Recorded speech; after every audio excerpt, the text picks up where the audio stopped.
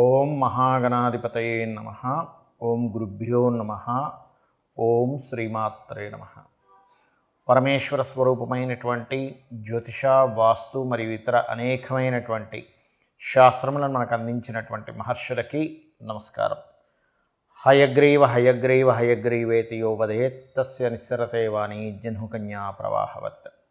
అరుణాం కరుణాతరంగితాక్షీం ధృతపాశాంకుశపుష్పబాణచాపాం అనిమాదిభిరావృతాం మయూకైః అహమిత్యేవ విభావయే భవానీం. శ్రీమాత్రే నమః. ఓం పితృదేవతాభ్యో నమః. మనం ఈరోజు చెప్పుకోబోయేటువంటి టాపిక్ ఏమిటి అంటే 12 లగ్నాల వారు ఏ విషయాల పట్ల జాగ్రత్త వహించాలి, ఏ ఉపాసన చేసుకోవాలి, ఏ విషయాల వల్ల వీళ్ళకి కలిసి వచ్చే ఆస్కారం అధికంగా ఉంది అనే విషయాలు మనం ఇప్పుడు తెలుసుకుందాం. ఒకవేళ లగ్నం తెలియలేదు మీకు, రాశి చూసుకోవచ్చు. అంటే మేషరాశి, మాది మేషరాశిలో అశ్విని, భరణి, కృత్తిక, ఒకటో పాదం కూడా ఇదే వర్తిస్తుంది అంటే ఇదే వర్తిస్తుంది. అయితే ఫస్ట్ ప్రిఫరెన్స్ లగ్నానికి ఇవ్వండి, సెకండ్ ప్రిఫరెన్స్ రాశికి ఇవ్వండి లగ్నం తెలియని పక్షంలో. బికాజ్ ఆఫ్ మనిషి యొక్క మనస్సు కాబట్టి సెకండ్ ప్రిఫరెన్స్ దానికి ఇవ్వచ్చు, అందులో ఎటువంటి దోషం లేదు. అయితే దీనికి సంబంధించినటువంటిది ఇది మీరు పలానా లగ్నంలో లేదా రాశిలో పుట్టినందుకు ఇవి చెప్తున్నా. బట్ మీ పర్సనల్ చార్ట్ బట్టి కొన్ని కండిషన్స్ ఉంటాయి, అది నేను మీకు వీడియో ఆఖరిలో చెప్తాను. వీడియో ఆఖరి వరకు చూసినట్లయితే మీకు పరిపూర్ణంగా తెలుస్తుంది. ఇప్పుడు ఒక్కొక్క లగ్నం గురించి మనం తెలుసుకుందాం. కర్కాటక లగ్నము, కర్కాటక రాశి. లగ్నం తెలిస్తే హ్యాపీగా లగ్నం నుంచి చూసుకోవచ్చు. లేదంటే నాకు రాశి మాత్రమే తెలుసు, లగ్నం మా వాళ్ళు డిసైడ్ అంటే నోట్ చేయలేదు టైమ్ ఆఫ్ బర్త్ని, కాబట్టి మాకు తెలియదు అనుకునేటువంటి వారు ఈ రాశిలో ముందుగా ఏ నక్షత్రాలు ఉంటాయో చూసుకోవాలి. అందులో పునర్వసు 4వ పాదము, పుష్యమి నక్షత్రము మరియు ఆశ్లేష నక్షత్రం ఉంటుంది. పునర్వసు వారు నిద్రలేస్తూనే మీరు దత్తుని యొక్క నామస్మరణతో జయ గురుదత్త, శ్రీ గురుదత్త అనే నామస్మరణతో నిద్రలేస్తూ ఒక 10 నిమిషాలు మెడిటేషన్ చేసుకొని మీ పనులు ప్రారంభించండి.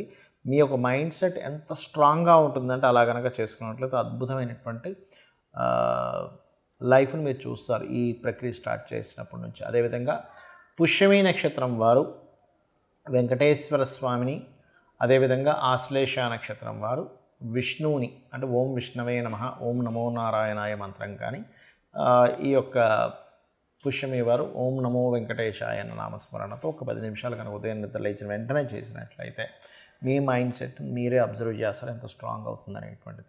ఇక మీరు ఈ కర్కాటకం వారు తీసుకోవాల్సిన ముఖ్యమైనటువంటి జాగ్రత్తలు ఏమిటి?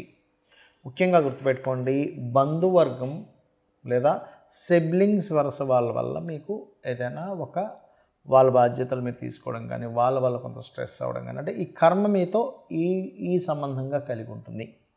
అదేవిధంగా జీవిత భాగస్వామి అండ్ సిబ్లింగ్ వరుస వాళ్ళు, ఇక్కడ మీ యొక్క కర్మ వీటిలో కనెక్ట్ అయి ఉంటుంది. ఇది బాగా అర్థం చేసుకోండి. అలాగే మరొకటి ఏంటంటే, ఇంకా చూసుకున్నట్లయితే మీరు పొరపాటును కూడా మీ యొక్క ప్రాపర్టీ రిలేటెడ్ సంబంధించిన విషయంలో ఏదైనా చిన్నపాటి మిస్టేక్ చేశారంటే కర్కాటకంలో జన్మించి, కర్కాటక లగ్నం ఆ రాశిలో జన్మించి, అదే మీ లైఫ్లో ఒక బ్యాడ్ దీనిలోకి తీసుకెళ్తుంది. గుర్తుపెట్టుకోండి. అంటే ఏమిటి, ఎలాంటి తప్పులండి?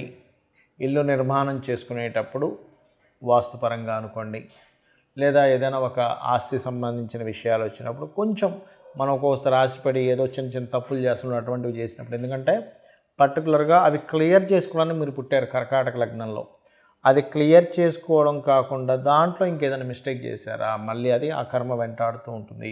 అది రోగరూపేనో లేకపోతే ఇంకొక రూపేనో వస్తూ ఉంటుంది. గుర్తుపెట్టుకోండి. కాబట్టి ఈ యొక్క అంశాల్లో చాలా జాగ్రత్తగా ఉంటూ, ప్రధానంగా మీకు మెడికల్ లైన్స్ సంబంధంగా మీకు మంచి ధనయోగాలు ఏర్పడుతూ ఉంటాయి. క్రియేటివ్ లైన్స్ మూలంగా ఏదైనా ధనయోగాలు మీకు వస్తున్నట్లయితే దానిలో ఎట్టి పరిస్థితుల్లో మీరు వదులుకోకండి. ఓకే. అలాగే మరొక విషయం ఏంటంటే, ఇక్కడ మీకు పాస్ట్ లైఫ్ గురువుతో ఉన్నటువంటి కొన్ని కర్మలు మీకు కనెక్ట్ అవ్వడం వల్ల మీకు తెలియకుండానే కొంత దేవతా సంబంధించినటువంటిది, గురు సంబంధించిన అనుగ్రహం మీకు అనుకోకుండా కలుగుతుంది ఈ కర్కాటకంలో జన్మించినటువంటి వారికి. అంటే మీరు దాని గురించి ఏ ప్రయత్నము చేయరు, కానీ గురువు అనుగ్రహం పూర్వజన్మ కర్మలో ఉంది కాబట్టి మీకు రావడం జరుగుతుంది. అది దత్తుడి రూపంలో రావచ్చు, మనకి అసలు ఎక్స్పెక్ట్ చేయనటువంటి విషయాల్లో అది రావచ్చు. ఇక మీరు చేయవలసినటువంటి దేవతారాధన ఎక్కువగా స్కంద ఆరాధన చేయండి, సుబ్రహ్మణ్యేశ్వర స్వామిని తలుచుకోండి, అన్ని విధాలా బాగుంటుంది. ఇప్పటి వరకు మనం ఏదైతే చెప్పుకున్నామో మీది గనక పలానా లగ్నం అయితే పలానా విషయాలు జాగ్రత్తగా ఉండండి అని, పలానా ఉపాసన చేయండి అని, లేకపోతే పలానా విషయాలు మీకు అందిపుచ్చుకుంటారని, మీ లైఫ్లో ఈ విషయాల్లో బాగుంటుంది మనం ఏవైతే చెప్పుకున్నామో ఇవన్నీ కూడా మీ లగ్నం బేస్ చేసుకొని దీన్ని స్థిరంగా ఉండేటువంటి కారకత్వాలు అంటారు.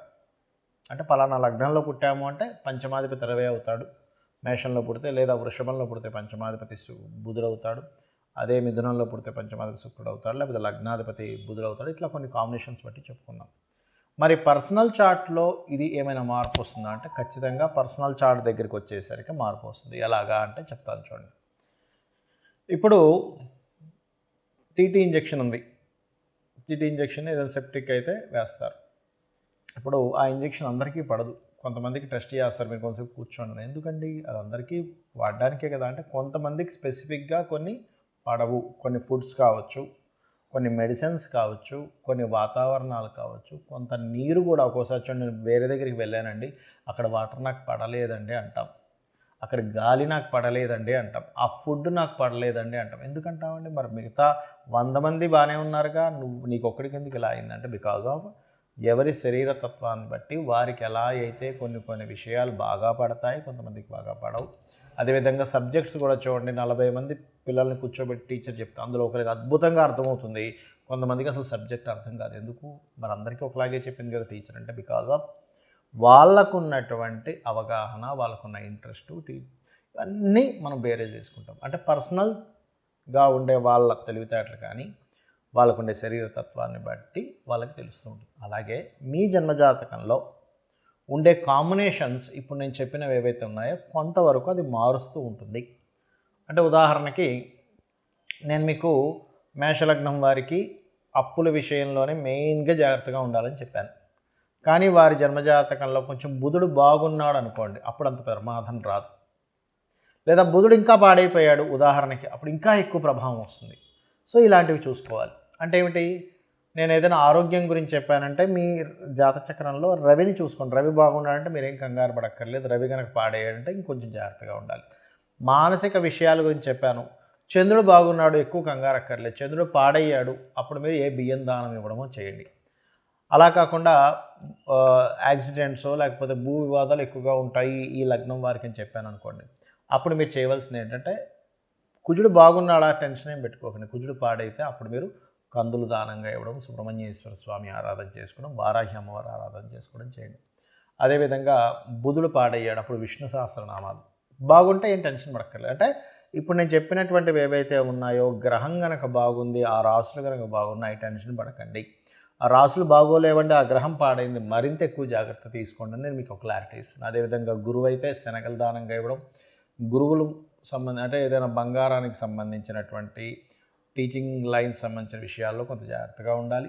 శుక్రుడైతే వివాహ సంబంధించిన విషయాల్లోని, శని భగవానుడైతే మీరు చేసే జాబ్ రిలేటెడ్ సంబంధించిన విషయాల్లోని, హెల్త్ విషయాల్లోని, రాహు అయితే విదేశాలకు వెళ్ళి అక్కడ ఉండేటువంటి విషయాల్లోని, కేతు అయితే కొంత ఆధ్యాత్మికత లేదా కొంత వైరాగ్య సంబంధించిన కొంతమందికి వస్తుంటుంది. అది పర్టికులర్గా ఏంటంటే కొన్నిసార్లు అయ్యో ఇటువంటి వైరాగ్యం ఈ సమయంలో రావడం ఏమిటి అనుకుంటూ ఉంటాం. ఏది మన మహాభారతంలో ఆ యొక్క యుద్ధం జరిగే సమయంలో అర్జునుడికి వచ్చినట్టు, అంటే ధర్మాన్ని వీడి ఒక రకమైన వైరాగ్యం.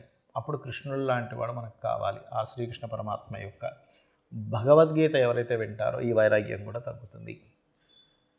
సో నేను చెప్పినటువంటివి పర్సనల్ చార్ట్లోకి వచ్చినప్పుడు కొంత మార్పు వస్తుంది అనేటువంటి విషయాన్ని మీరు అర్థం చేసుకుంటూ నేను చెప్పినటువంటి పరిహారాలు మీరు చేసుకొని ఆ పితృదేవతల అనుగ్రహం కూడా పొంది లలితాంబిక అమ్మవారి యొక్క అనుగ్రహం కూడా పొందాలని మనస్ఫూర్తిగా కోరుకుంటూ మీ యొక్క జీవితాలు మరింత ఉజ్వలంగా మరింత సక్సెస్ఫుల్గా సాగాలని మనస్ఫూర్తిగా కోరుకుంటూ శ్రీమాత్రే నమః.